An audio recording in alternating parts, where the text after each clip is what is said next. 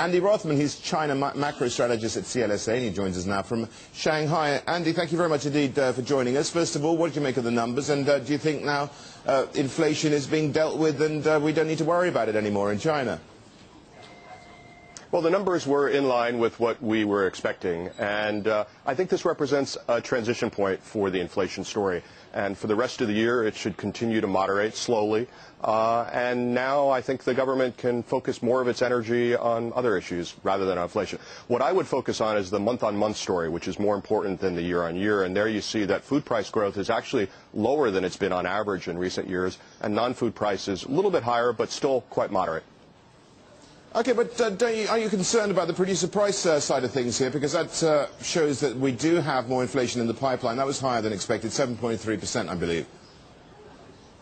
Well, remember that the producer price numbers, and they're two different ones, and I haven't seen all of the data yet since it's just coming out now.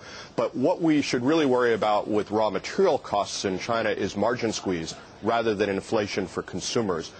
There's very little capacity for most Chinese manufacturers to pass on higher raw material costs to their final goods prices. So it's a separate issue.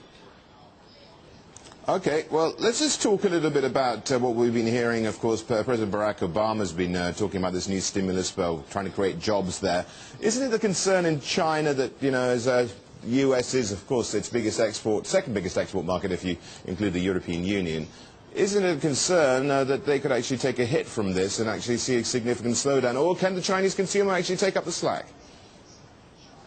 Well, there's no question that China is not immune to the coming slowdown in the U.S. and Europe. The issue is how big of a hit are they going to take? And I think it's not going to be very big if we operate under the assumption that the slowdown in the U.S. and Europe is not going to be as dramatic as it was a few years ago. And most people are looking at either flat or mild slight growth in both of those economies as opposed to steep quarter-on-quarter losses for several quarters back then when Chinese exports collapsed. Also keep in mind that China's economy is a lot less dependent on exports now than it was going into the 2008 downturn. Back in 2007, net exports minus imports, contributed 18% of China's GDP growth running into the last recession. This time, 0.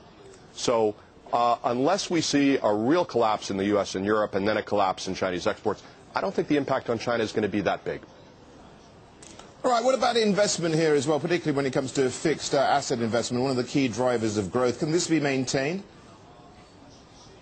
Well, for the time being, it is. This is going to be the 7th or 8th consecutive year of about 25% nominal growth. And what we've seen has been really interesting.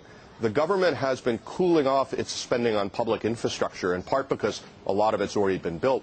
But at the same time, investment from housing has stayed very strong, boosted in part by the government's social housing program. But manufacturing investment has really picked up as companies' profit growth has been very strong, and they're spending more and more on automation to move up the value chain.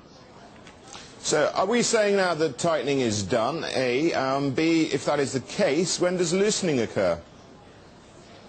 Well, we haven't seen the August numbers yet, but if you look back for May, June, July, you can see that the growth in loans outstanding, the growth in M2 was very stable. So it's safe to say that the tightening, or really the stimulus withdrawal process, is done. I don't think we're going to see a lot of easing. Maybe towards the end of the year, depending on how the exports do, we might see a small acceleration in loan growth. But I suspect we're going to see more stability because basically money supply and loan growth are now back where the party said they wanted to bring it at the start of the year.